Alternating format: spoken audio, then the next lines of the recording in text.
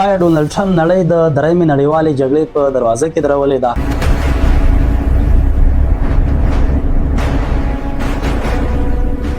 تاریخ ثابته کړې چې لوی جنګونه هیڅکله په یوه ورځ یا په یوه چاودنه نه پیل کیږي، بلکې دا جنګونه ورو ورو زیاتیږي.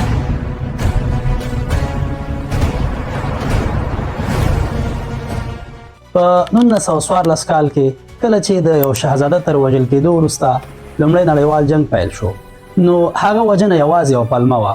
په 1939 کال کې پر پولینډ د هټلر برید یو ټریګر پوینټ و، خو په اصل کې د جنګ تیاری ډېر پخوا پیل شوی و، او نن د 2016 کال په جنوري کې هماغه ویرونکې لوبه یو ځل بیا پیل شوې ده. ډونالډ ټرمپ اوس په نړۍ کې د یو ډول دیکتاتور په څیر ښکاري. نن د امریکا دوست هغه دی چې د امریکا چاپلوسي وکړي، خوښۍ ته یې غاړه کېږدي او د امریکا د هر تصمیم ملاتړ وکړي، او دښمن هغه دی چې د امریکا د کوم تصمیم یا پرېکړې مخالفت وکړي یا د خپلو ملي ګټو په اړه فکر وکړي. او همدا وجه ده چې سږکال نړۍ هغه څه ولیدل چې د یو ویرونکي فلم د ټریلر په څیر و. ډونالډ ټرمپ هغه کار وکړ چې د امریکا په 250 کلن تاریخ کې هیڅ ولسمشر نه و کړی. ډونالډ ټرمپ پر خپله ټولنیزه رسنۍ ټروټ کې له خپل انځور سره دا جمله لیکلې چې د 2016 میلادي کال لپاره د وینزویلا و 40 لنډمهاله ولسمشر. او همدا هغه ټکی و چې نړۍ ته دا احساس وشو چې اوس قانون، قاعده، ازادي او امنیت یوازې د ټرمپ د مزاج پورې تړلی دی. او له همدې امله نن موږ ته دا درکول ضروري دي چې آیا نړۍ د درېیمې نړیوالې جګړې تر سډې رسېدلې ده او که نه.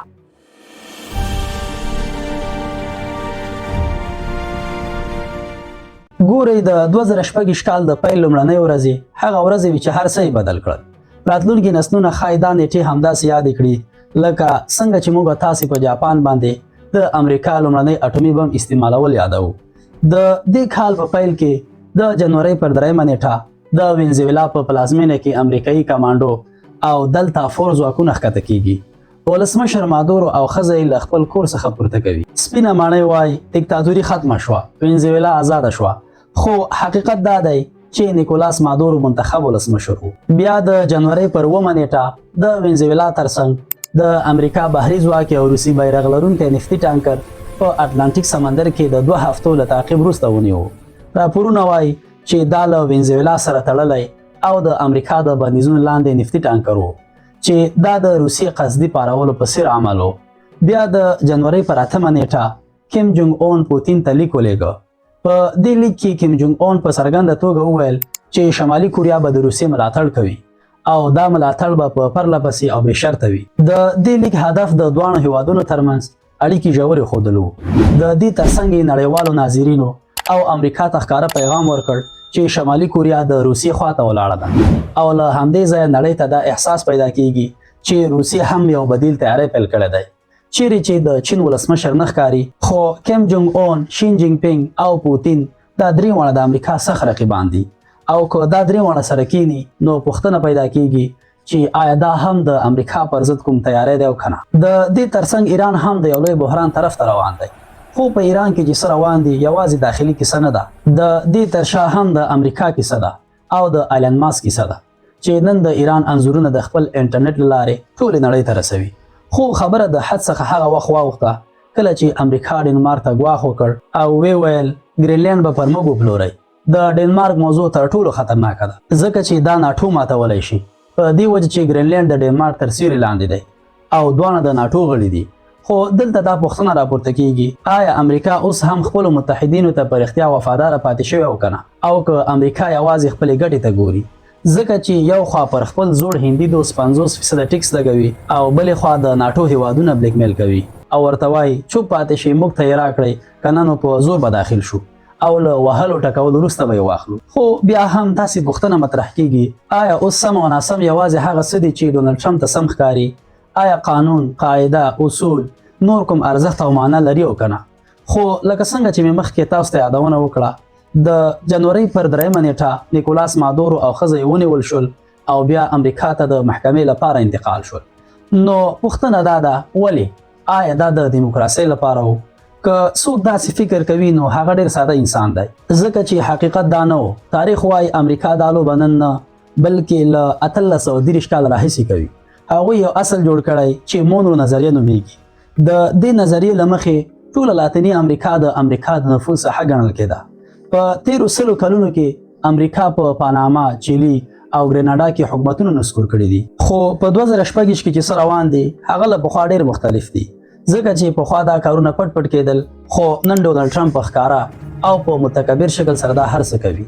چې د وینزویلا په دې پیښه کې د تیلو ستره لوبه شامله ده، ځکه چې وینزویلا د 303 میلیارډ بیرلو څخه زیات تیل لري او د نړۍ 19% تیل دلته موجود دي. او همدا وجه وه چې ټرمپ نیکولاس مادورو له واک څخه لرې کړ او په یو ګزار باندې د نړۍ تر ټولو لوی د تیلو خزانه د امریکا تر کنټرول لاندې راوستله. خو تر ټولو حیرانونکې دا وه چې د امریکا په 2.5 کلن تاریخ کې هیڅ ولسمشر په ښکاره ځان د بل هیواد ولسمشر نه اعلان کړی، اما ټرمپ دا کار وکړ. یعنې ډونالډ ټرمپ نړۍ ته دا پیغام ورکوي چې اوس د وینزویلا تیل یوازې هغه لور ته بهیږي چې ټرمپ اجازه ورکړي. دا داسې ده لکه څوک چې د نړۍ د برېښنا د رسولو په لاین قبضه وکړي. سربیره پر دې نور هم ډېر عوامل وو چې موږ تاسو ته په تېره شوې دغه ویډیو کې پوره وضاحت درکړی. تاسو کولی شئ چې د دې ویډیو د پوره کتلو څخه وروسته هغه هم در سره وګورئ. خو له دې سره سره امریکا روسیې ته هم لاس واچو، ځکه چې د جنورۍ پر 9 نیټه چې څه وشول هغه د پوتین لپاره ستر سپکاوی و. خو روسیې دا اقدام د نړیوال قانون خلاف او د سمندري غلا په توګه غندلی دی او ویلي دي چې امریکا د سمندري قوانینو اصول مات کړي دي. پوتین ډیر سخت په غوسه و، ځکه چې امریکا لومړی د هغه د دوست کور وینزویلا ته ننوتله، بیا یې ورته دوست له واک څخه ختم کړو او بیا یې هڅه وکړه چې پوتین هم له هغه ځایه وباسي. او امریکا دا پالیسي یوازې له خپلو دښمنانو سره نه ده شروع کړې، بلکې امریکا دا کار له خپلو دوستانو سره هم پیل کړی دی. تاسو باید 1944 کال ته لاړ شئ، کله چې نړۍ ومنله توبه نعوذ بالله چې ډالر خدای دی. یعنې په دې معنی چې په 1944 کال کې د برټن ووډز تړون وشو چې پکې ډالر د نړۍ د اصلي اسعارو په توګه ومنل شو. نور اسعار د ډالر سره وتړل شول. نفت، نړیوال تجارت، پورونه او بانکداري تر ډیره په ډالرو وشو. دا د امریکا د سوپر پاتې کېدو یو اساسي لامل و. له تیرو 80 کلونو راهیسې د نړۍ هر شی که ستنه وي که تیل په ډالرو پلورل کیږي او همدا وجه ده چې امریکا سوپر پاور ده. خو په تیرو کلونو او لسیزو کې هند، چین او روسیې د دې خدای عبادت رد کړ. د 50% ټیکس تر شا د امریکا اصلي حقیقت دا دی چې امریکا غواړي د هند لاس تاو کړي. اصلي موضوع د روسیې تیل دی. هند خپل ولس ته د ارزانه تیل ورکولو لپاره له روسیې دوامداره تیل اخلي.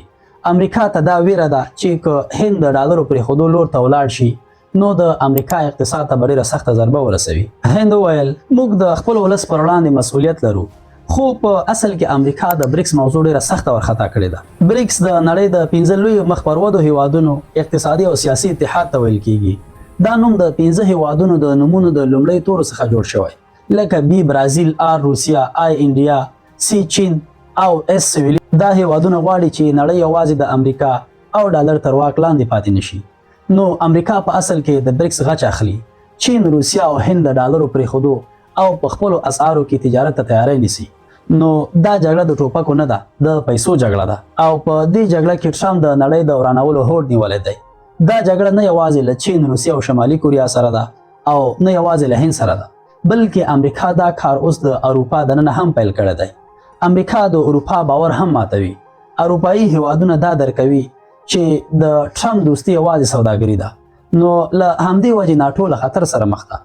په 1949 کال کې امریکا او اروپا یو ځای ناټو جوړه کړه. دا هوکړه وشوه چې که په یو برید وشي نو ټول به یو ځای جنګیږو. 80 کاله اروپا د همدې باور پر اساس په آرامه ویده وه چې امریکا به یې ژغوري. خو د جنورۍ په لومړیو کې ډونالډ ټرمپ دا باور په خپلو لاسونو ووژلو. د وینزویلا ولسمشر نیکولاس مادورو ونیول شو. ډنمارک ته وایي چې ګرینلینډ موږ ته راکړئ، کنې د امنیت په نوم به یې هم واخلو. ګرینلینډ یوازې د یخ ټوټه نه ده، دا د نادرو منرالونو خزانه ده چې ترې موبایلونه او توغندي جوړیږي. دا ګواښ د ناټو په تابوت کې وروستی میخ دی. نو ځکه اروپایي هیوادونه هم ویرېدلي دي. هغوی پوه شوي که امریکا د خپلو دوستانو ځمکه اخلي نو د دوست او دښمن ترمنځ توپیر څه پاتې شو. او ښایي همدا وجه ده چې پولنډ او جرمني خپل پوځونه زیاتوي، ځکه هغوی پوهیږي چې د ستونزو پر وخت امریکا به نور د ژغورنې لپاره رانشي. اوس که د امریکا دوستان پوه شوي وي نو دښمنان به هم حتما پوهیږي. خو کله چې ډونالډ ټرمپ پر خپله ټولنیزه رسنۍ ټروټ کې ځان د وینزویلا موقت ولسمشر اعلان کړ، له هغې وروسته نړۍ ته دا خبره روښانه شوه چې د خبرو اترو دوره ختمه شوه. اوس ځواک یوازې د ځواک په ژبه کنټرولېږي او ویره یوازې د ویرې له لارې مهارېدلی شي. همدا وجه وه چې ټرمپ له مادورو سره چې کوم څه وکړ، کیم جونګ اون هم احساس وکړ چې حتی د هغه واکمنه څوکۍ هم له خطره خالي نه ده. هغه د مادورو برخلیک ولید او پوه شو چې ښایي ټرمپ دا اشاره کوي چې راتلونکی هدف کیدای شي همدی وي. خو شمالي کوریا له وړاندې چمتو ده. هغوی اټومي وسلې لري او د توغندیو ازموینې یې تیزې کړي دي تر څو امریکا ته پیغام ورکړي. پیغام دا دی ته زموږ د رنج دننه یې، موږ که دلته توغندۍ خوشي کړو هلته الوځي. دا یوازې ګواښ نه دی، دا یو ښکاره پیغام دی. همداراز د استخباراتي ادارو په باور د روسیې او شمالي کوریا اړیکې تر ټولو قوي شوي دي.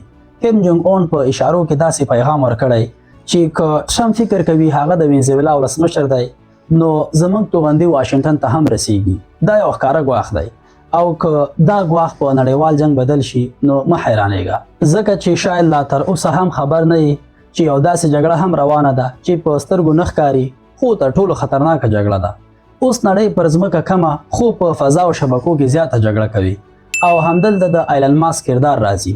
راپورونه وایي چې د ماسک شرکت سټارلینګ په وینزویلا کې د انټرنیټ او اړیکو په جوړولو او بندولو کې مهم رول لوبولی دی. د دې ترڅنګ به مو دا هم اورېدلی وي په ایران کې چې کوم څه روان دي دلته هم ایلان ماسک خپل رول لري. یعنې د واک د بدلون لپاره ایلان ماسک د ډونالډ ټرمپ ملګرتیا کوي او همدا خبره په نړۍ کې ویره پیدا کوي. دا ویره د تیارې ده، د برېښنا پرې کېدو ویره، د توغندیو له جګړې مخکې د بلې جګړې خطر. لکه د لیک شوو راپورونو له مخې روسیه او چین خپل سایبري پوځونه فعال کړي دي. ویره دا ده چې امریکا او ملګري هیوادونه یې د برېښنا سیسټمونه هیک کولی شي.